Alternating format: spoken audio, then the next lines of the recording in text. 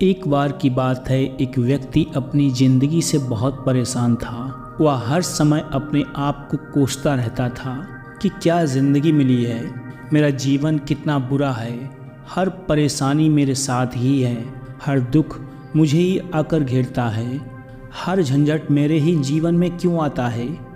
एक दिन वह व्यक्ति अपने आप को बैठा हुआ कोस रहा था कि क्या नसीब है मेरा, मेरी किस्मत कितनी ख़राब है, यह मेरी ज़िंदगी कैसी है।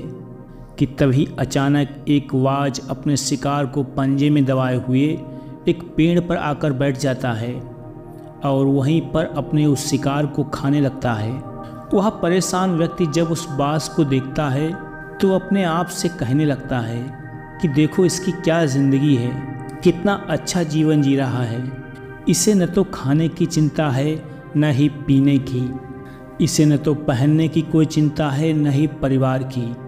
यह शिकार करता है और मस्त खुली हवाओं में इधर उधर घूमता है, कभी इधर घूमता है कभी उधर घूमता है, सारे दिन आसमान में उड़ता रहता है। वास्तव में असली ज़िंदगी तो इसी की है।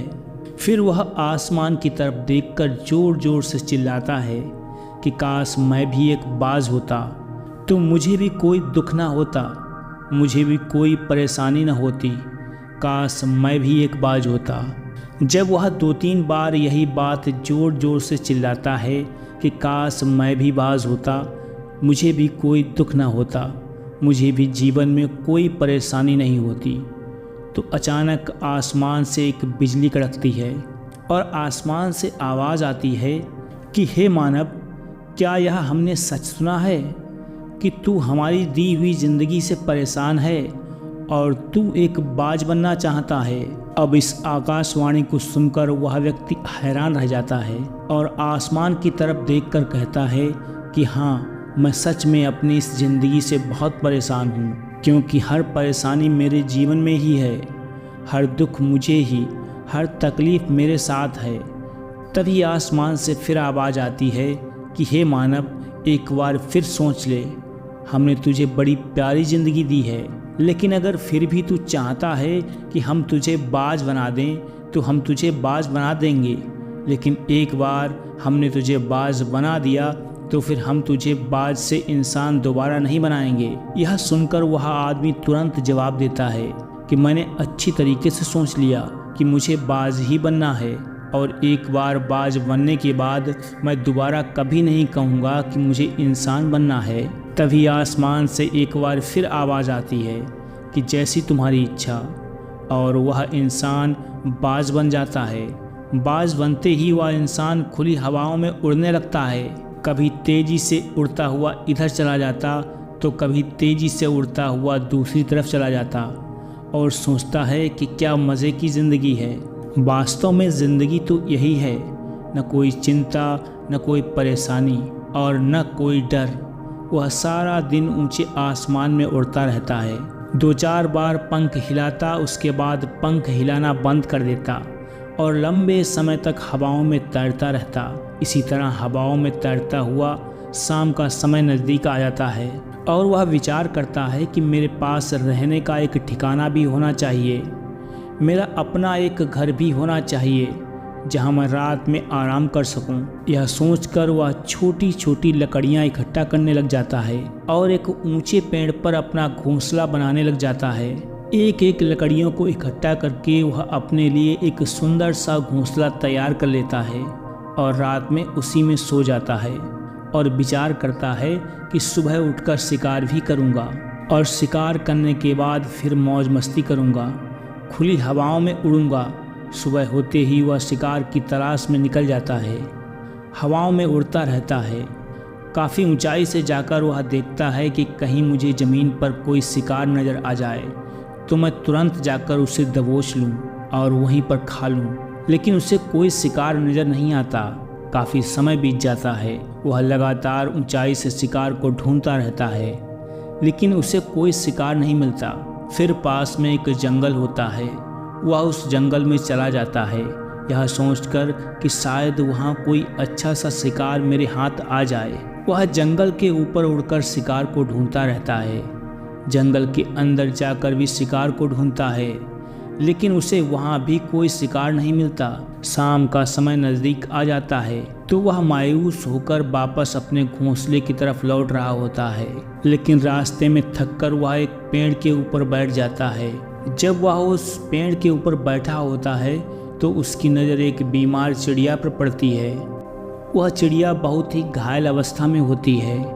वह बाज तुरंत जाकर उसे दबोच लेता है, उसके पंख निकाल कर अलग कर देता है और उसे खा जाता है। उस चिड़िया को खाने के बाद वह अपने घोंसले की तरफ उड़ जाता है और रास्ते में विचार करता है कि चलो बीमार चिड़िया ही सही, लेकिन कुछ तो खाने को मिला। वह अपने घोंसले पर पहुंचकर आराम करने लगता है और विचार करता है कि सुबह एक अच्छा शिकार पकड़ूंगा और अपनी भूख मिटा लूँगा। जैसे ही सुबह का प्रकाश होता है वह दोबारा निकल पड़ता है अपने शिकार की तलाश में। हवा में उड़ता रहता है, लेकिन आज फिर कोई शिकार उसके हाथ नहीं आता। काफ़ी समय बीत जाता है। वह ऊंचाइयों पर जाकर अपनी तेज नज़रों से शिकार को ढूंढने का पूरा प्रयत्न करता है, लेकिन उससे कोई भी शिकार नज़र नहीं आता। फिर वह पास के उस जंगल की तरफ दोबारा बढ़ जाता है, लेकिन उसे वहाँ भी कोई शिकार नहीं मिलता। इसी प्रकार पूरे दिन उड़ते उड़ते शाम का समय दोबारा नज़दीक आ जाता है तो वह निराश होकर वापस लौटने लगता है और रास्ते में एक पेड़ पर आकर बैठ जाता है। सोचता है शायद आज फिर कोई बीमार चिड़िया मेरा इंतज़ार कर रही हो, लेकिन हर बार किस्मत किसी पर मेहरबान नहीं होती। आज उसे कोई बीमार चिड़िया नहीं मिलती। वह थक हार कर वापस अपने घोंसले की तरफ चला जाता है और घोंसले पर पहुंचकर भूखा प्यासा ही सो जाता है और विचार करता है कि कल सुबह एक बड़ा सा शिकार पकड़ूंगा और आज की भूख भी मिटा लूँगा।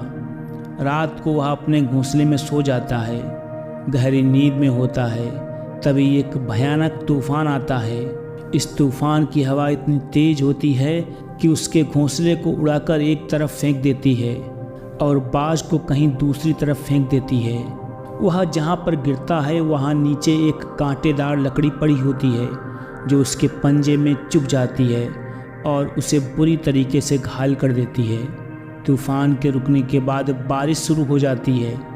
बहुत ही तेज़ बारिश होती रहती है, पर यह किसी तरह से पेड़ों के नीचे छुपकर बैठा रहता है। बड़ी मुश्किल से इसकी रात कटती है। जब सुबह होती है तो बारिश रुक जाती है। बारिश के रुकते ही चारों तरफ खुशियाँ छा जाती हैं, चारों तरफ हरियाली छा जाती है। नदियाँ और झरने तेज़ी से बहने लगते हैं। सब कुछ फिर से पहले जैसा हो जाता है, लेकिन यह बाज अब पहले जैसा नहीं रहा। इसका पाँव बुरी तरीके से घायल हो चुका था। इसके पंजे में जो लकड़ी लगी थी उसकी वजह से उसका पंजा बुरी तरीके से क्षत विक्षत हो गया था। और मैं आपको बताता चलूं कि बाज का जो पंजा होता है वह उसके शिकार को पकड़ने के लिए सबसे ज़रूरी अंग होता है, क्योंकि बाज अपने पंजों से ही शिकार को पकड़ता है, उसे दबोचता है और फिर अपनी चोंच के माध्यम से उसको नोच नोच कर खा जाता है। लेकिन अब इस बाज का पंजा बुरी तरीके से घायल हो चुका था और वह पिछले 2 दिन से भूखा भी था। वह शिकार की तलाश में थोड़ा सा ऊपर उड़ता कि शायद फिर कहीं कोई बीमार चिड़िया उसे मिल जाए, लेकिन बार बार कहाँ कोई बीमार चिड़िया मिलने वाली थी। वह कुछ देर तक उड़ता रहता है, लेकिन फिर भूख और दर्द के मारे थक कर एक पेड़ पर जाकर बैठ जाता है। वह पेड़ पर जाकर बैठ तो जाता है, लेकिन उसे पता नहीं था कि यहाँ एक और मुसीबत उसका इंतज़ार कर रही है। वह मुसीबत यह थी कि वहाँ 8-10 कौओं का एक झुंड मिलकर इसे परेशान करने लगता है। इसके ऊपर आकर इसके घाव में चोंच मारने लगता है। उन्हें भी पता चल जाता है कि यह बाज घायल है और भूख की वजह से बहुत ही कमज़ोर हो चुका है। बाज उन कौओं से बचने के लिए थोड़ा सा ऊपर उड़ता है और फिर जाकर बैठ जाता है। उनसे पीछा छुड़ाने का पूरा प्रयत्न करता है, लेकिन वह कौवे फिर से इसके पीछे आ जाते हैं तो यह फिर उड़कर थोड़ी दूर चला जाता है, लेकिन वह इसका पीछा नहीं छोड़ते और बार बार इसके पास आकर इसे परेशान करते रहते हैं। कौवे अक्सर बाज के साथ ऐसा करते हैं। लेकिन फिर बाज भी उनके साथ एक खेल खेलता है। जब कौवों का झुंड बाज को परेशान करता है और उनका पीछा नहीं छोड़ता तो बाज हवा में सीधी उड़ान भरने लग जाता है। वह तेज़ी से सीधा ऊपर की ओर उड़ने लगता है। कौवे भी इसके पीछे उड़ते हैं, लेकिन कुछ देर तक हवा में उड़ने के बाद कौवे ऐसी ऊंचाई तक नहीं पहुंच पाते वहां पर उन्हें ठीक से ऑक्सीजन मिलना बंद हो जाती है। उनका दम घुटने लग जाता है, उनकी सांस फूलने लग जाती है और फिर वह वहां से ऊपर नहीं जा पाते।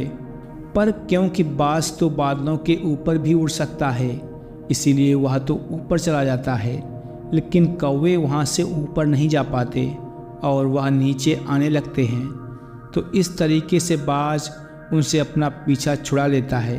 लेकिन ऐसा करने के लिए, इतनी ऊंची उड़ान भरने के लिए इस बाज के पास उतनी ताकत नहीं थी, क्योंकि वह भूखा भी था और घायल भी था। तो यह उड़ता और थोड़ी सी दूर जाकर बैठ जाता और कौवे फिर आकर इसे परेशान करने लग जाते। इसी तरह भूख और घायल हालत में एक दिन गुजर जाता है, दूसरा दिन गुजर जाता है, तीसरा दिन गुजर जाता है, लेकिन इस बाज की हालत में कोई सुधार नहीं हो रहा था। वह बद से बदतर होती चली जा रही थी। चौथे दिन जब वह बिल्कुल ख़त्म होने पर आ जाता है, इसके अंदर बिल्कुल ताकत नहीं बचती है, इसका शरीर इसका साथ छोड़ने लगता है, तो यह किसी तरीके से उड़कर पास ही इंसानों का एक चिकित्सालय होता है उसकी छत पर आकर बैठ जाता है और वहाँ से आने जाने वाले मरीजों को देखता है और अपने आप से कहता है कि काश आज मैं एक इंसान होता तो ऐसे छोटे मोटे जख्मों का हॉस्पिटल में इलाज करवा लेता, किसी को बता देता कि मैं भूखा हूँ, परेशान हूँ, मेरे साथ यह परेशानी है। लेकिन आज मैं ऐसा एक बेजुबान परिंदा हूँ जो किसी से कुछ कह भी नहीं सकता, किसी को अपना दुख बता भी नहीं सकता, किसी से कोई मदद नहीं मांग सकता। यही बात सोचकर वह उसी छत पे अपना दम तोड़ देता है। वह अपनी जान की कुर्बानी दे देता है, लेकिन साथ ही साथ हमें यह सीख भी दे जाता है कि आपको जैसा बनाया गया है, आप जैसे भी हो उसी में खुश रहो और उससे बेहतर करने की कोशिश करते रहो, न कि इस बात से परेशान रहो कि काश मैं ऐसा होता, काश मैं वैसा होता, काश मैं यह बन जाऊं। आपको ईश्वर ने जैसा भी बनाया है, आप उसी में अपना सर्वश्रेष्ठ करने का प्रयत्न करते रहो। मित्रों, यह कहानी तो एक काल्पनिक कहानी है, लेकिन हमें अपने जीवन का एक बहुत ही महत्वपूर्ण नियम सिखा जाती है कि हम जैसे भी हैं अच्छे हैं, बस हमें उसी में अपना सर्वश्रेष्ठ करने का प्रयास करते रहना चाहिए। दोस्तों, आपको यह कहानी कैसी लगी हमें कमेंट करके अवश्य बताएं। फिर मिलते हैं एक नई कहानी के साथ, तब तक के लिए नमस्कार।